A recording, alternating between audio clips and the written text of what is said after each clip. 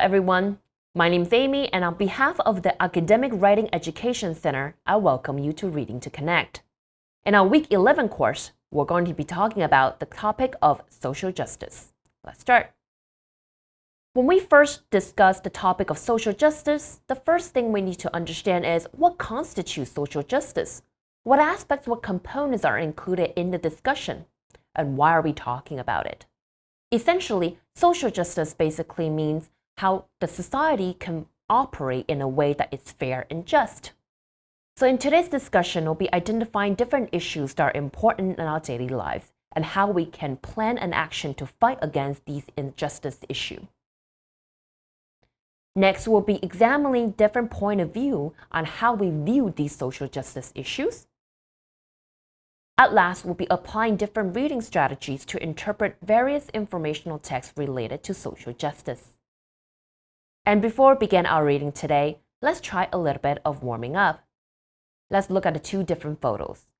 Can you tell me, based on these two photos, what keywords, concept, emotions, what things are you associating these two photos with?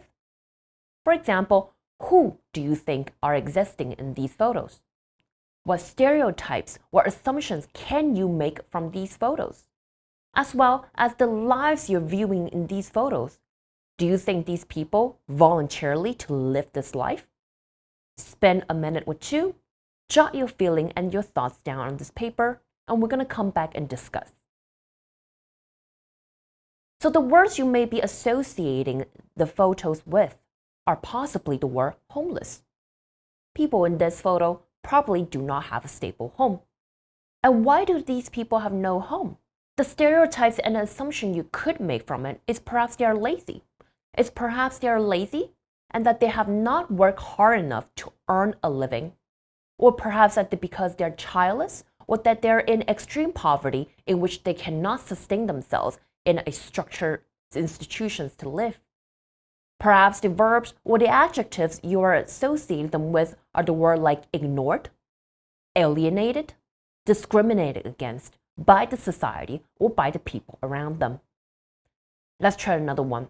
Again, look at these two different photos. Who are the subjects of these two photos? What is happening to them?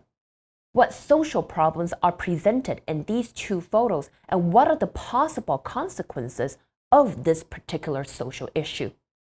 Again, jot them down on a piece of paper, and we're going to come back and discuss. It is quite evident, isn't it?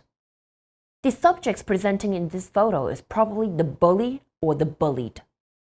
In terms of the bullied, perhaps they're showing contempt, frustration, anger, or even abuse towards the bullied. Whereas the bullied, they may be feeling depressed, suicidal, alienated, or ignored. They may even be suicidal, or that they may be inflicting self-harm on themselves. These are all different association you could make by looking at the photo.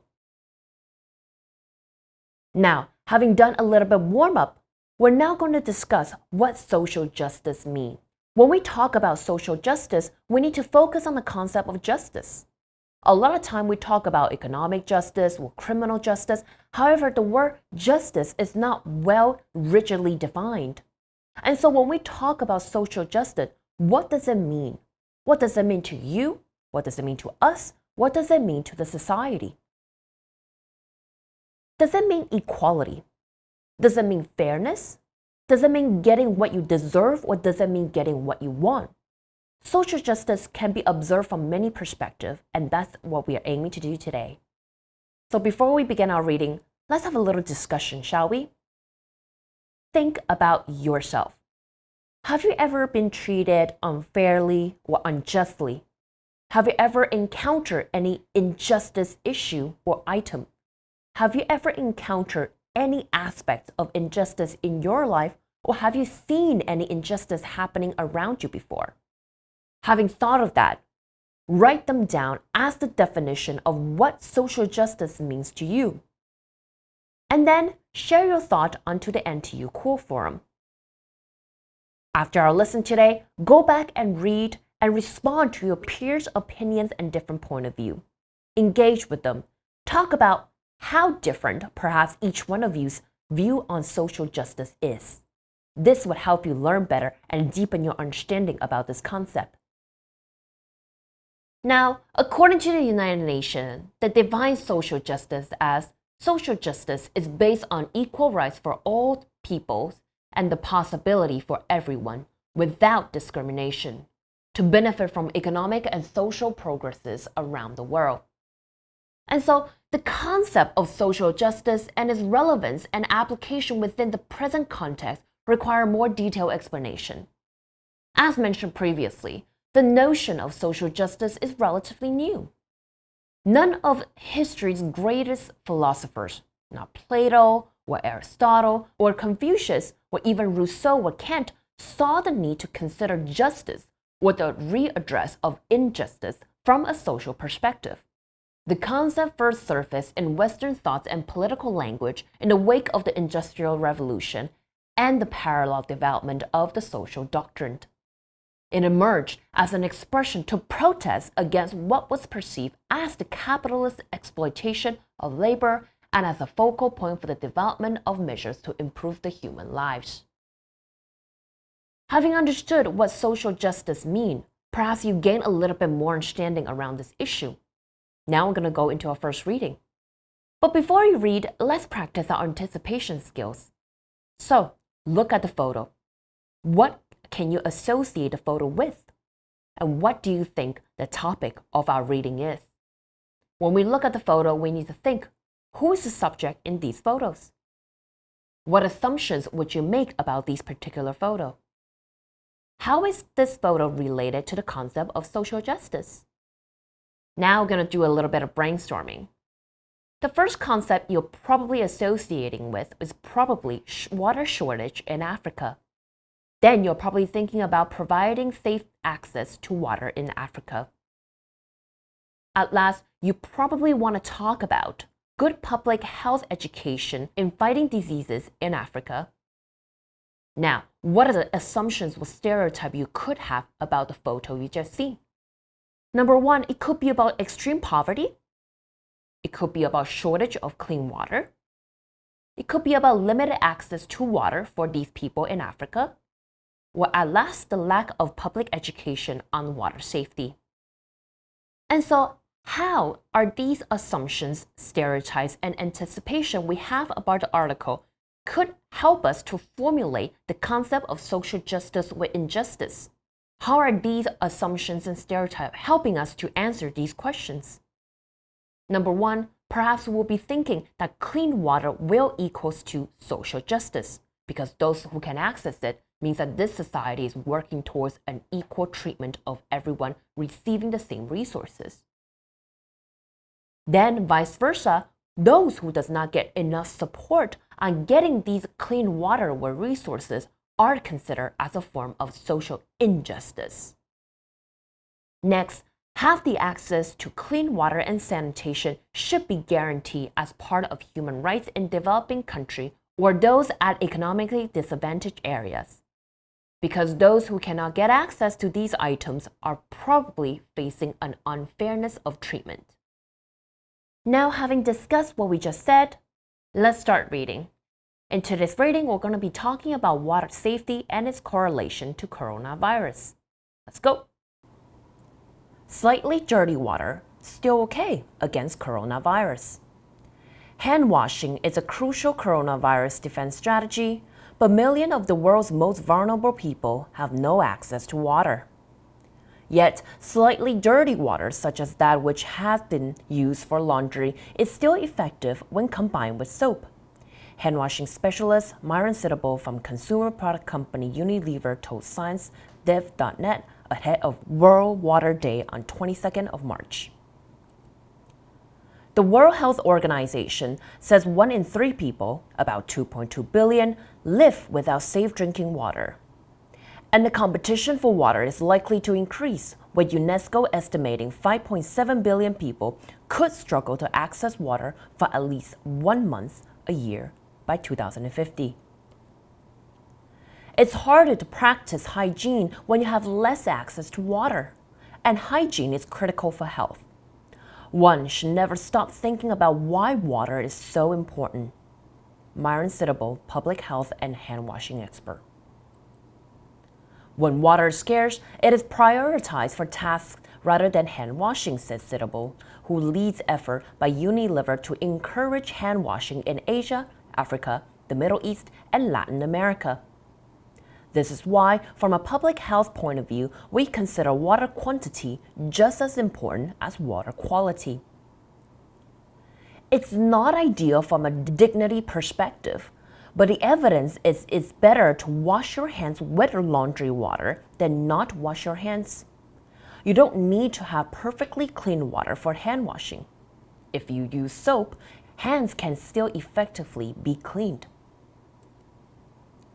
The Water Supply and Sanitation Collaborative Council, a UN-based organization, says the coronavirus pandemic is a hygiene crisis, and there's a clear link between water access and a community's ability to contain the spread of the virus.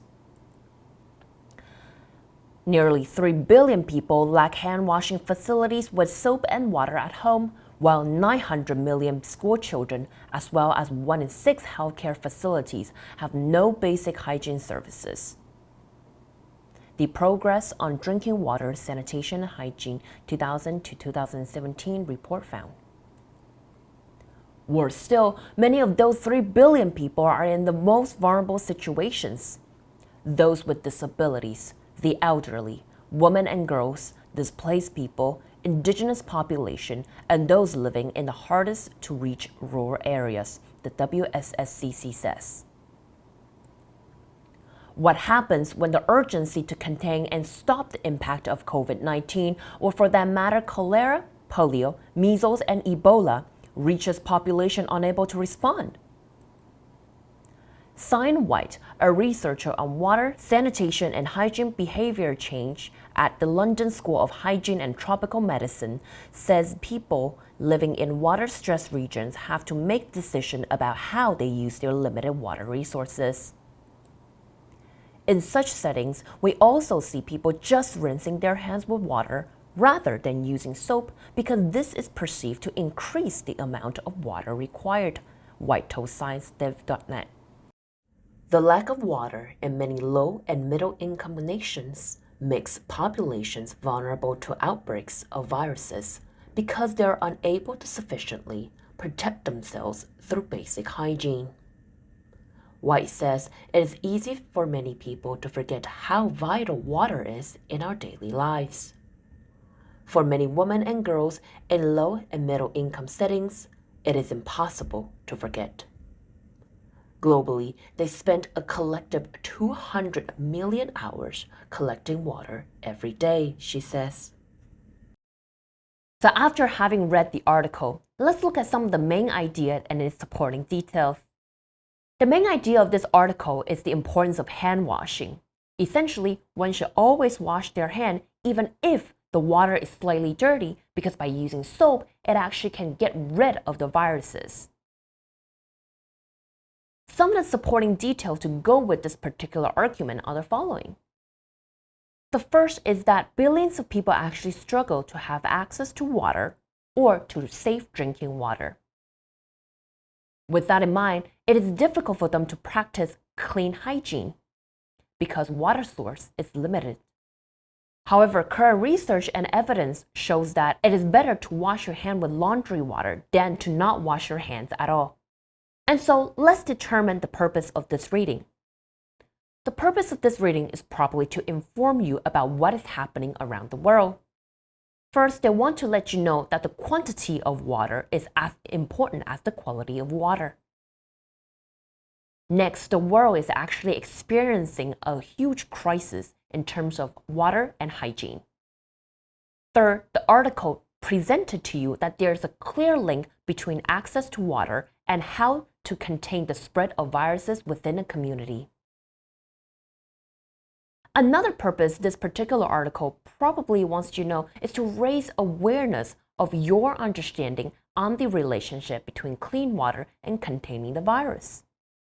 The article talked about how to raise awareness is by telling us that people who live in water-stressed areas need to learn how to make adjustment with the limited water resource. And those who are more vulnerable are actually at a disadvantage when it comes to hygiene and sanitation. So, based on the reading above, what actions do you think we could take as those who are more lucky and have access to clean water? With that in mind, let's go into our second reading of today. Again, we're going to practice how to pose good questions so we may know what we are facing with going into the reading. By looking at this particular photo, what issue do you think the author is trying to focus on? By looking at a photo, how does the student learn? In what way? What method? Now, as for both the students and the teacher, what skills or particular competency do they require in order to learn digitally? Next, how is the concept of digital learning related to social justice? I'm going to give you a couple minutes. Please read through the article and we're going to come back and discuss. Happy reading! How to adapt education for the digital age.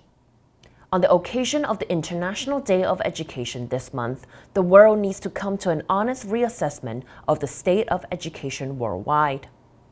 For centuries, higher education has operated under a paradigm where its purpose was to create a theoretical foundation for future success. At best, students gain the technical skills for their future careers as a part of the university studies, and it was assumed that upon entrance into the real world after graduation, they will learn how to be a successful employee or entrepreneur. In reality, this was a belief in two separate worlds with two separate learning outcomes: theory and technical skills in higher education and soft skills in the professional realm. However, current research makes it quite clear that these two worlds need to meet. And there are more pressures calling for change. The world is changing rapidly. Automation and artificial intelligence may be buzzwords, but in fact, these phenomena are starting to have a tangible effect on the lives of people in the working world, from self-driving trucks that deliver goods to AI machines that correctly diagnose eye diseases.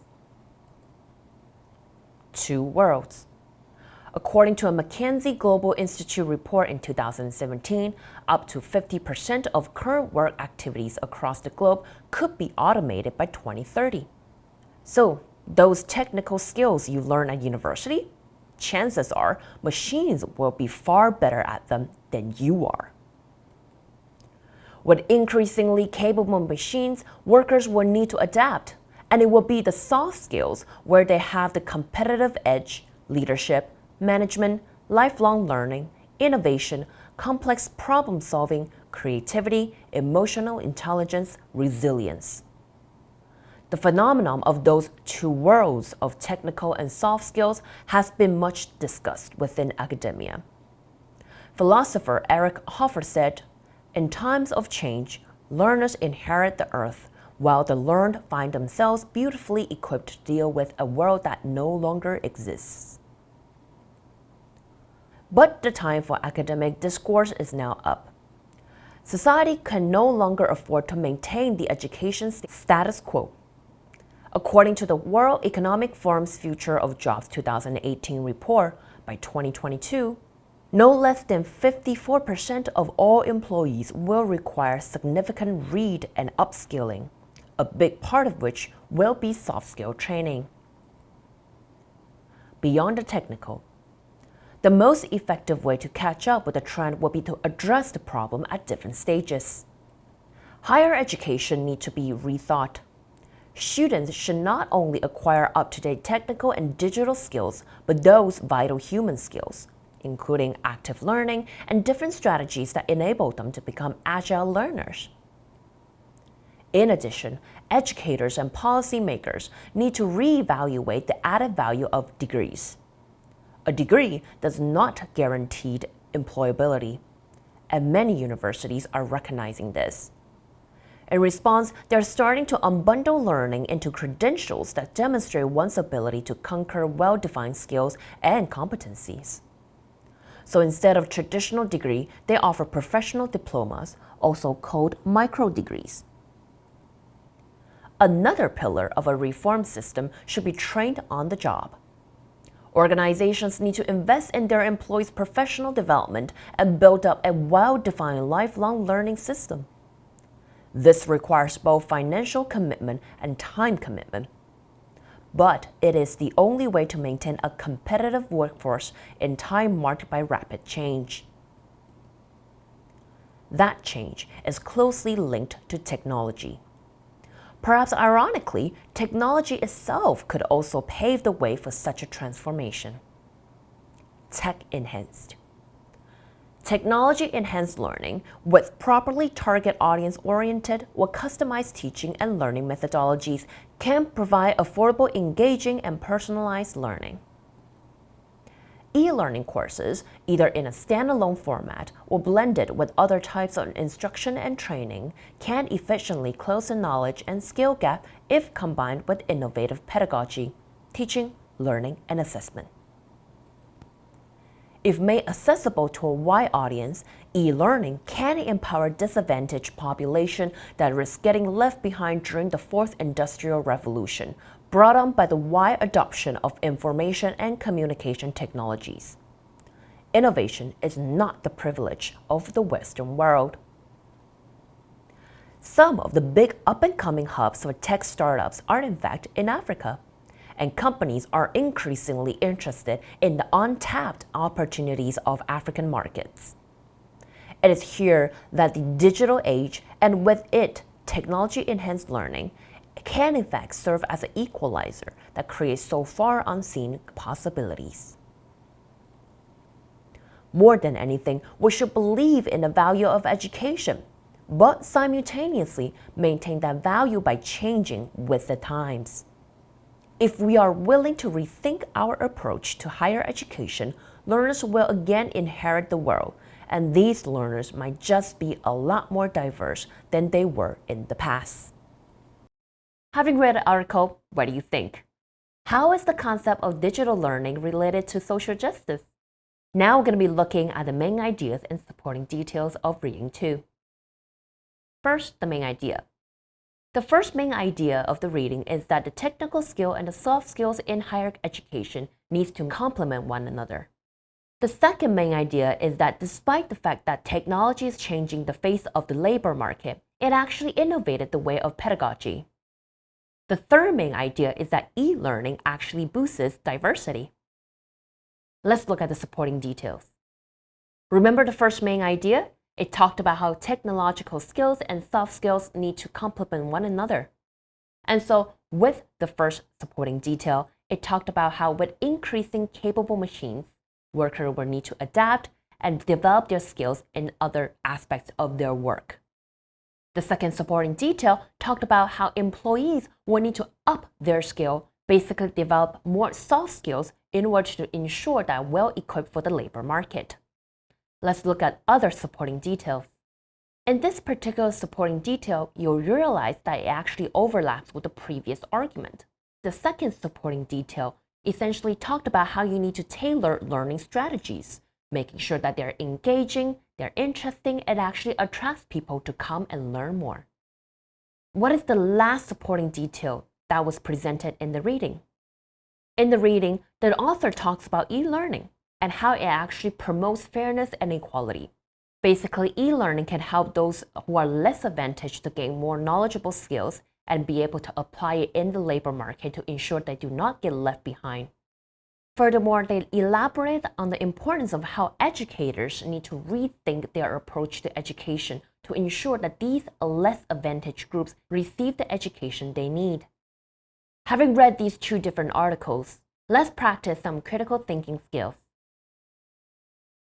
Number 1, e-learning as an equalizer. Do you agree with the author on his point of view on how e-learning can empower the disadvantaged, especially those in African nations? Whether you agree or disagree, what evidence can you supply to support your arguments? Next, we need to talk about the missing point. By that, we mean whose point and what points are actually being left out of the reading. Whose voice is being represented in the passage? Vice versa, then, whose voice is actually missing from the passage? And how has the passage affected your point of view or your opinions? Having done so, let's compare reading 1 and reading 2. What differences do you see in these two different passages? Now, in today's lesson, we examine two different passages talking about two different issues on social justice. In regards to water resources and its correlation to sanitation, hygiene, and viruses containment. In another, we discuss how digital learning affects the disadvantaged groups. With these two different issues, I hope you've gained a deeper understanding about what's happening around the world. Now, I want you to think, based on what you read today, what action do you think you as a global citizen can take?